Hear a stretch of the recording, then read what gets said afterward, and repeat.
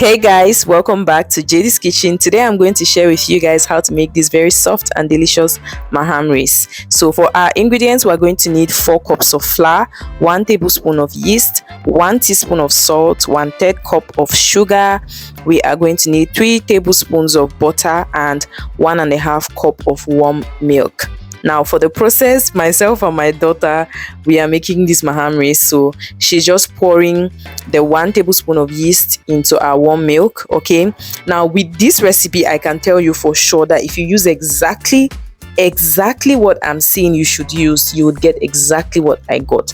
I mean, I think that the difference in weather in different places might cause a slight difference, but this recipe turned out amazing and I'm so proud of it. So I'm excited to share it with you guys. As you can see, we poured the yeast and the sugar into the warm milk, okay, and then we mixed it together. So I am using instant yeast, okay. Now I go ahead to pour in my salt. I'm putting together the dry ingredients, and then I remember that I will be needing a little bit of flour for sprinkling, so that's why I took out that part of flour. Okay, so I go in to mix the salt into the flour to make sure that everything is well combined, and then I pour in my 3 tablespoons of butter.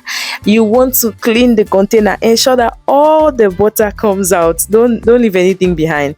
So I'm going to go ahead and just mix my butter into the flour, just like when you're trying to make pie. You just mix it and mix it. Of course, for pie you have to use butter from the fridge when it's cold, okay, but with this one I'm using room temperature butter. Okay, so I go ahead until I mix it until it's looking very crumbly, and then I pour in the mixture of sugar, yeast, and what else, warm milk. Okay, I pour it in and then I mix it together. At this point, if you have a mixer, you can use it, but not if not, go ahead, wash your hands, come back and mix everything thoroughly. At some point I'm going to have to transfer this to a surface so that I can mix even better. Okay, so the kind of dough you want to have for your mahamris to turn out well. Now I made a video where I showed you guys mandazi. There's a slight difference between mandazis and mahamris. Mandazis are more thick, like inside they are more fleshy, meanwhile mahamris are more airy, like it's literally hollow inside. Watch this video till the end to see what I mean by the difference between mandazi and mahamris. You would see that when I open my mahamris up, they are going to be very airy in the inside. Mahamris also require that you use yeast, meanwhile for mandazis you don't have to use yeast. Now the kind of dough you want to achieve when you're making your mahamris, you want stretchy dough. Okay, you want the dough to be soft. So I am going to do this. I am going to literally massage this dough for 8 minutes. Okay, I will do this for 8 minutes. So if you don't like this process, maybe you want to try using your mixer. I don't know how that works, but you can use a mixer. Okay, so I'm going to massage this for 8 minutes until you're going to realize, when I'm just stay tuned, you see when I'm cutting my dough.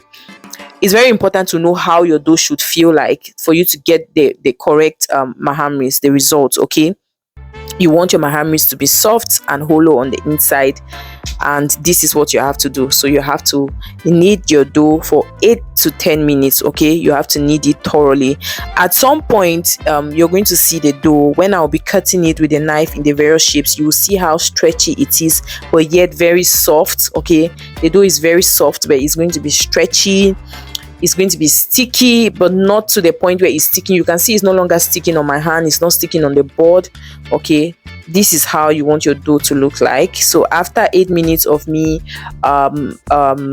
kneading my dough, I'm going to go ahead to cover it. Okay, let it stay warm, and then it's going to rise.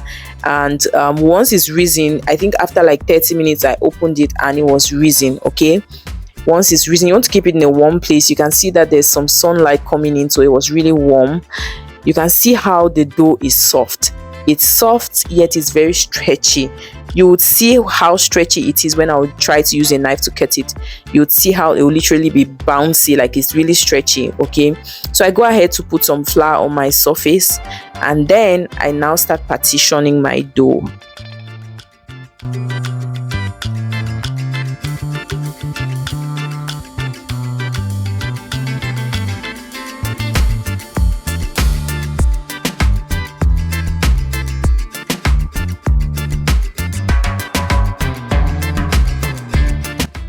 So to get the amazing mahamri shape, you want to first of all mold your dough into like a round circle, like making gâteau or brofrot.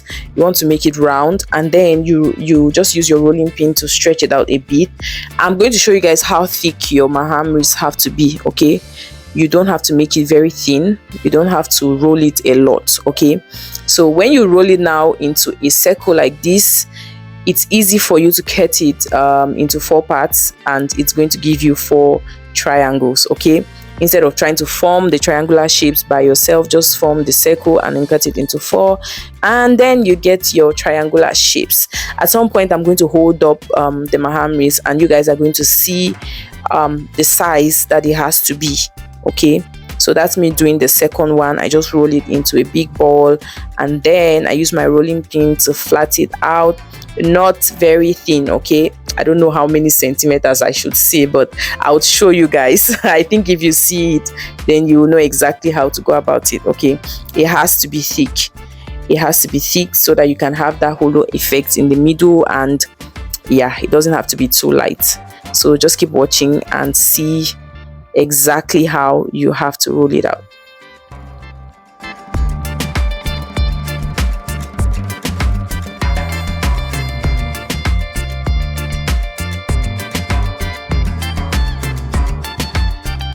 One thing you also have to remember when making your mahamris is that when you cut it, right, when you cut it, whatever size you see at this point, just after you have rolled it out, know that when you keep your mahamris down before frying, it is still going to get a little thicker. So it will get a little thicker than this. It would kind of, I don't know if I should say it will rise again, but yeah, this is the size you want to have, or the thickness you want to achieve when making your mahamris. Now while frying, you don't want to use extra hot oil. You can see that when I put in my mahamris, it's not bubbling, it's not boiling, it's not sprinkling everywhere. So I am using oil that is not extremely hot, and you're going to have this really nice golden brown mahamris if you don't use extra hot oil, okay? And it's going to cook through, okay? And that's exactly what you want to achieve, okay? So you can see that once you put your mahamris in oil, it increases in size again, and it just looks so beautiful. And stay tuned to see how I'm going to open these mahamris. I'm editing this video and I'm feeling like making some more because it was so delicious. It was yummy. The entire house was flavorful. You should try out this recipe and come back and tell us how it turned out for you.